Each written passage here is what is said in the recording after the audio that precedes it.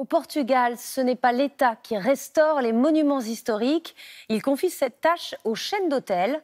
En échange, elles peuvent installer des chambres dans une citadelle, un ancien tribunal, un monastère classé au patrimoine de l'UNESCO.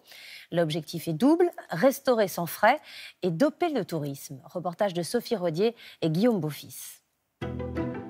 C'est un trésor du Moyen-Âge. Un château du XIIe siècle qui surplombe la ville fortifiée d'Óbidos, à 100 km de Lisbonne. Un lieu historique qui aujourd'hui symbolise la recette du Portugal pour sauver ses monuments. Car si l'État reste propriétaire, c'est un hôtel privé qui a redonné vie à l'endroit. Ici, tout est d'origine. Tout était là quand on a repris le château. La cheminée, les azulèges sont d'époque aussi.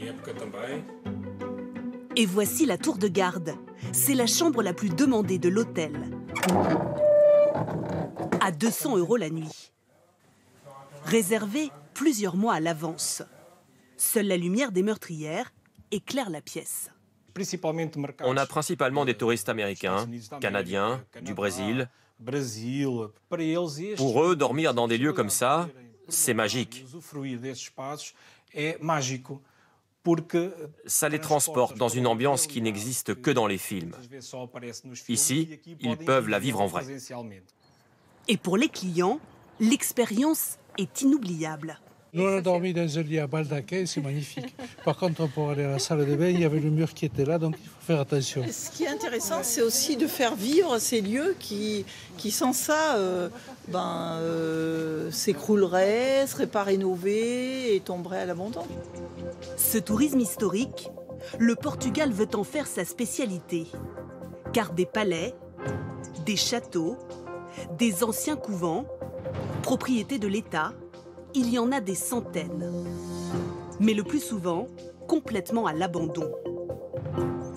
Pour les remettre en état, le gouvernement a décidé de donner la concession de ces palais à des groupes hôteliers privés en échange des travaux. Comme cet ancien monastère du XVIIIe siècle, 15 000 m² en plein Lisbonne. Le bâtiment reste propriété de l'État. Nous donnons une concession à l'entreprise afin qu'elle puisse exploiter ce lieu en hôtel pour une durée de 50 ans. Si l'État déroule son tapis rouge au privé, c'est aussi pour attirer les touristes vers des petits villages, loin des zones touristiques. C'est le cas d'Elvas, à 200 km de la capitale. Le village a beau être classé patrimoine mondial, pas de touristes. Et ici, tous les espoirs reposent sur ce monastère. Pour l'instant, une ruine et bientôt un hôtel de luxe. Au lieu de tomber en ruine, au moins ce sera arrangé et ça servira à quelque chose. Parce que franchement, dans cet état-là, ça ne sert à rien. Ça va amener plus de touristes, c'est bien. C'est une bonne idée. C'est le deuxième groupe hôtelier du Portugal qui a décroché le marché. Dans les murs de cette église en ruine, imaginez une salle de réunion. Ici, 2 piscines. Là, ce sera la réception et là, ce sera l'entrée principale de l'hôtel. Le chef de chantier doit respecter un cahier des charges strict imposé par l'État.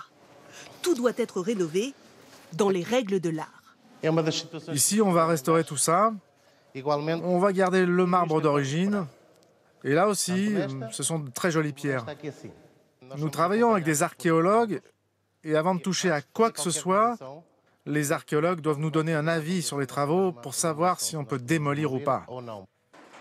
Au total, le groupe hôtelier va effectuer 8 millions d'euros de travaux pour rénover le bâtiment. Les premiers clients pourront y dormir en 2019.